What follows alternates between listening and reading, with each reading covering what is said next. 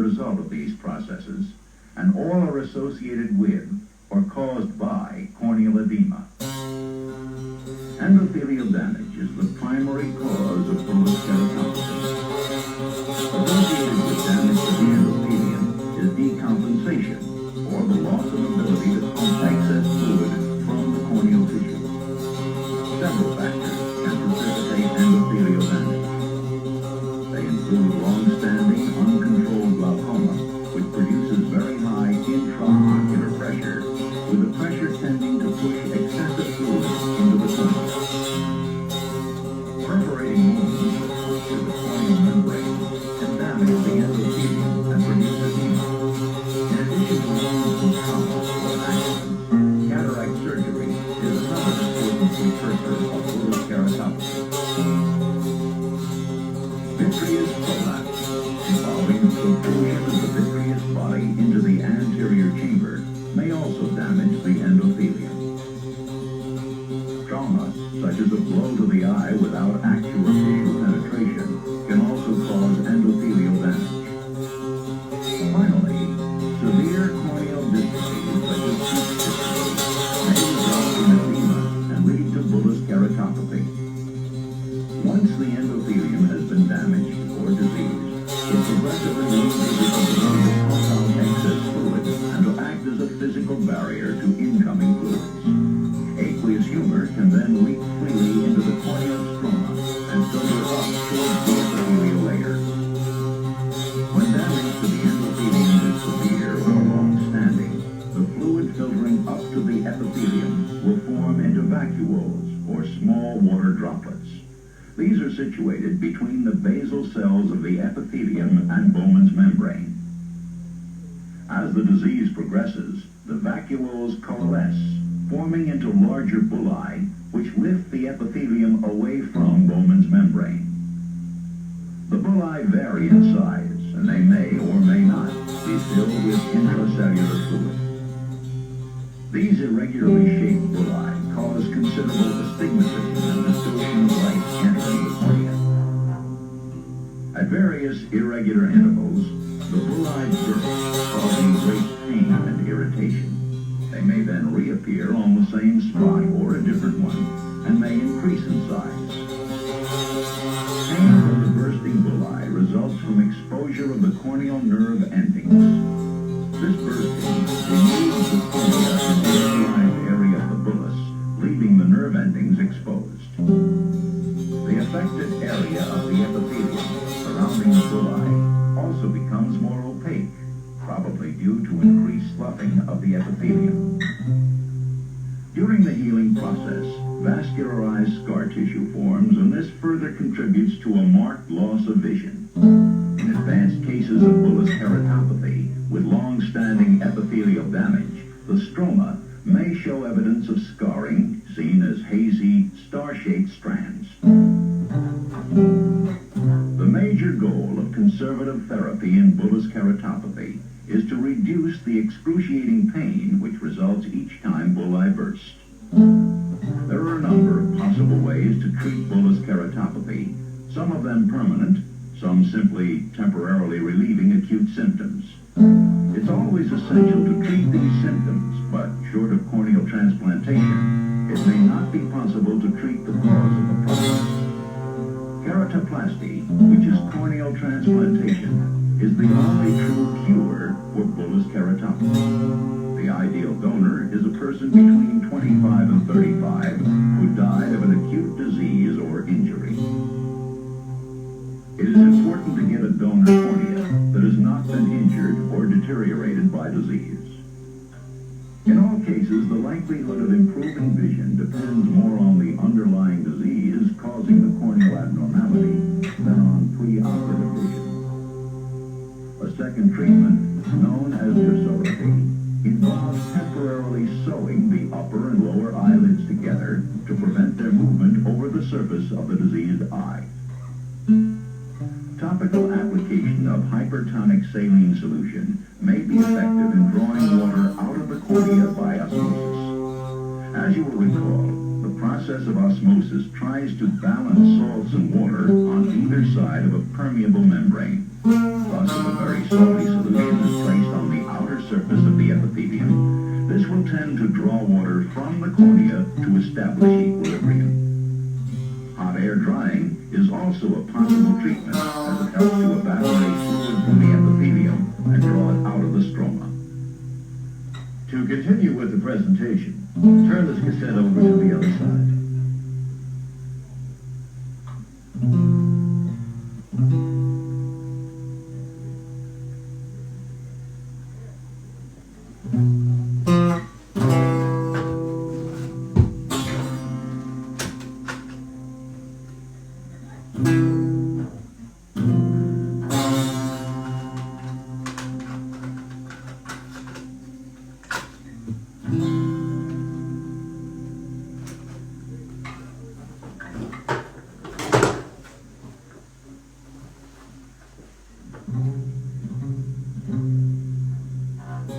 Although rarely used now, a flap of the conjunctiva may be used to cover the cornea once the entire epithelium has been stripped down to Bowman's membrane.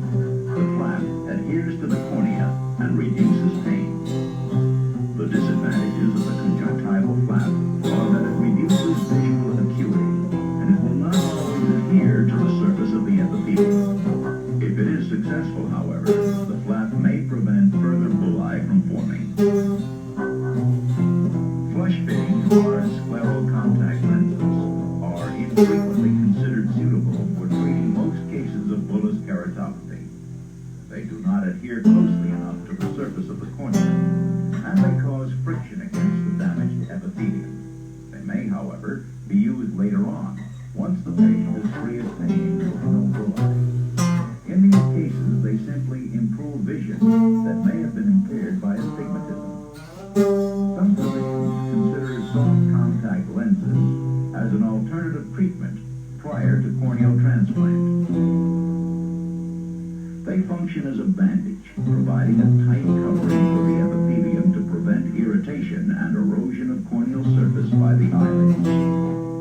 Once bullae rupture, they leave corneal defects. The soft contact lens protects the epithelial cells as they spread over the denuded areas.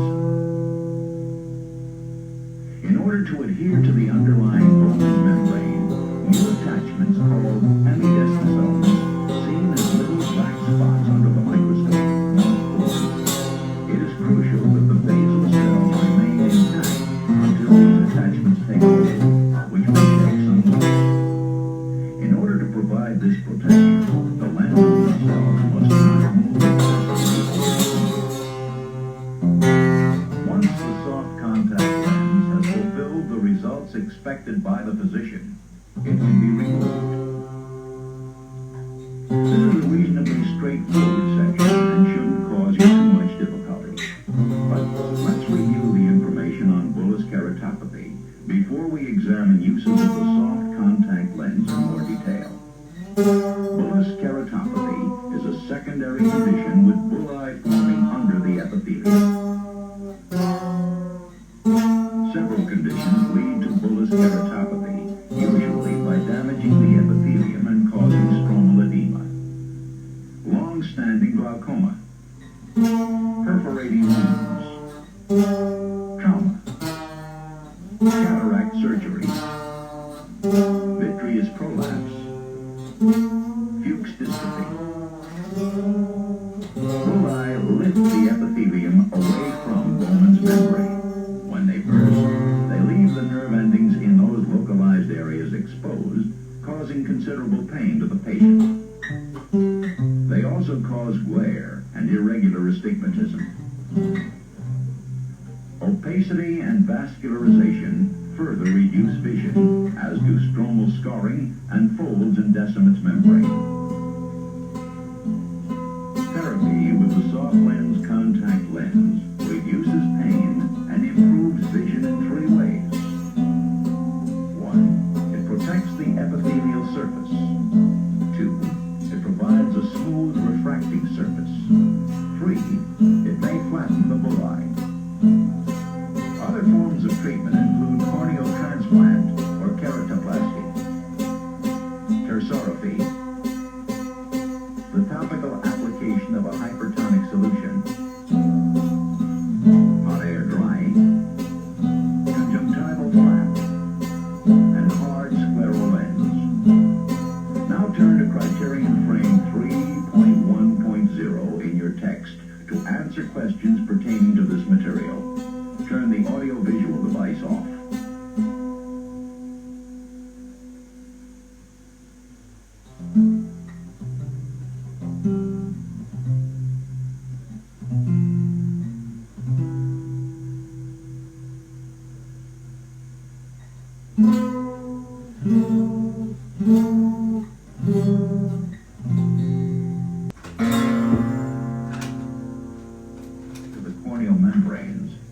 damage the endothelium and produce edema.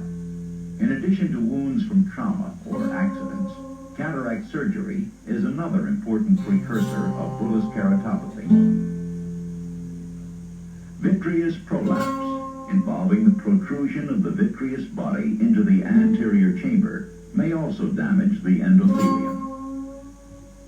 Trauma, such as a blow to the eye without actual tissue penetration, can also cause endothelial damage.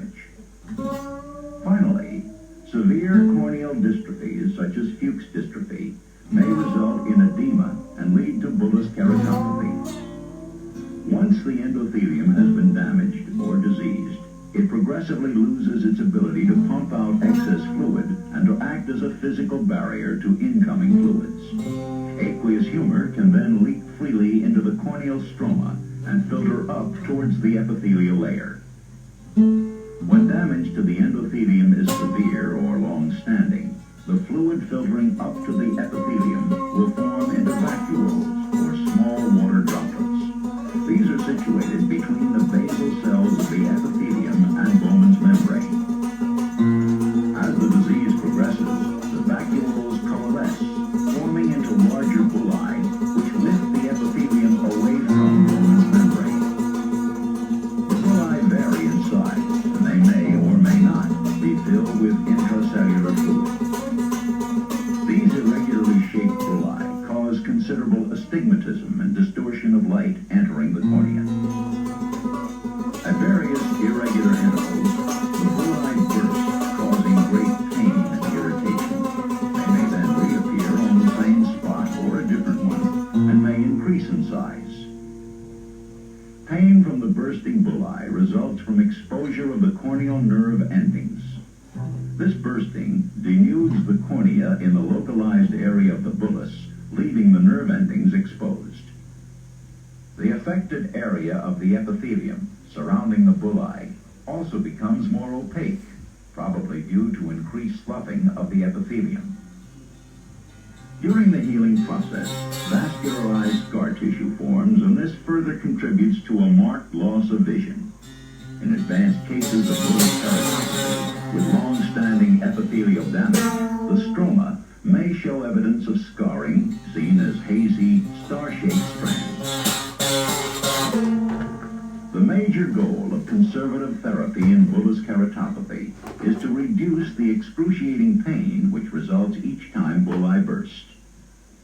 There are a number of possible ways to treat bullous keratopathy, some of them permanent, some simply temporarily relieving acute symptoms. It's always essential to treat these symptoms, but short of corneal transplantation, it may not be possible to treat the cause of the problem. Keratoplasty, which is corneal transplantation, is the only true cure for bullous keratopathy. The ideal donor is a person between 25 and 35 who died of an acute disease or injury on their cornea that has not been injured or deteriorated by disease. In all cases, the likelihood of improving vision depends more on the underlying disease causing the corneal abnormality than on preoperative vision. A second treatment, known as tersorrhaphy, involves temporarily sewing the upper and lower eyelids together to prevent their movement over the surface of the diseased eye. Topical application of hypertonic saline solution may be effective in drawing water out of the cornea by osmosis. As you will recall, the process of osmosis tries to balance salts and water on either side of a permeable membrane. Thus, if a very salty solution is placed on the outer surface of the epithelium, this will tend to draw water from the cornea to establish equilibrium.